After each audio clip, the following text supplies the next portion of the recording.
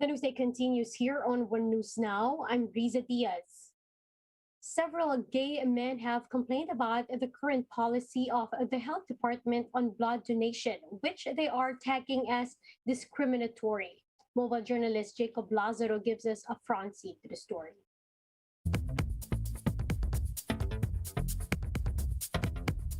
The relationship between Angelo Pineda and Marilyn Pambuena is thicker than blood. So when Marilyn needed blood transfusions because of chronic kidney failure, Angelo volunteered. But the hospital rejected him for the simple reason that he has a same-sex partner. Angelo is gay. The only question I was asked, do I have a domestic partner? I said yes.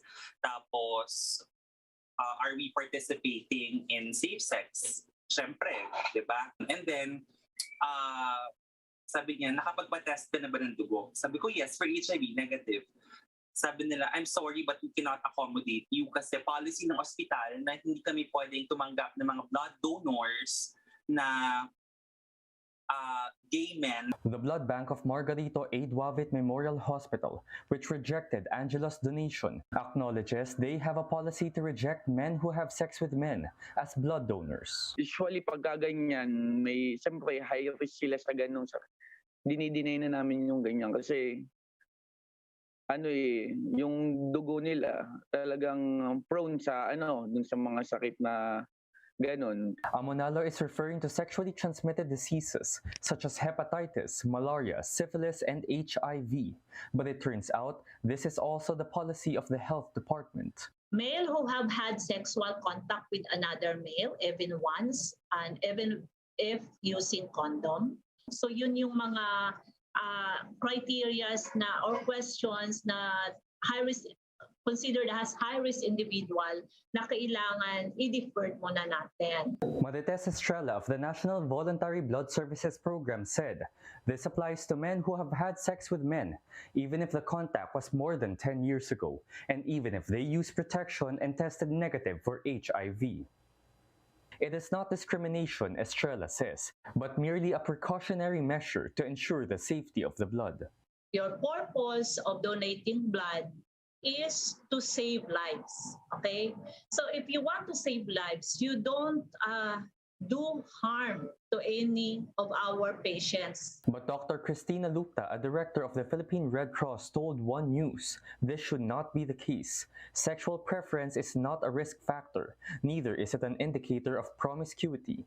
Besides, heterosexual men and women can just as easily contract sexually transmitted diseases. Unfortunately, gay men have long been pinned with a stereotype. Sila yung may high risk ng makakuha ng sexually transmitted disease, mga HIV, mga hepatitis. Yung mga may multiple partner, usually sila yung mga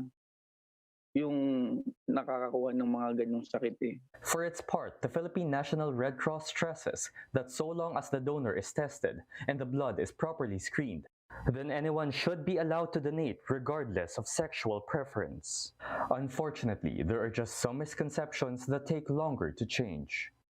I just went there to save a life. Akala ko ang discrimination nasa kalsada lang pati pala sa mga ospital.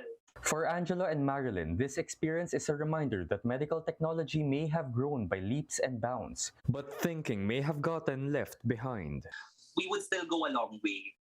Madami pa tayong pagdadaanan before getting there. But eventually, we will get there. Mobile journalist Jacob Lazaro, we are One News.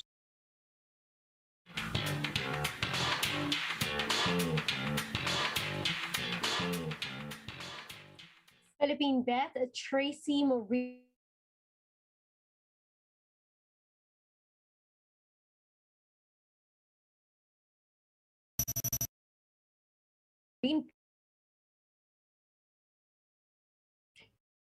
It's a semi-finalist for this year's competition on Friday, earning a spot in the Philippines Tracy Miss Maureen Perez. Cadets also made at Venezuela, South Africa, among others.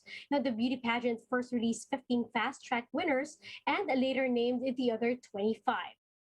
Now, Miss World's coronation night will be held on March 16 in Puerto Rico, and Perez hopes to bag the crown after Filipina actress Megan Young in 2013.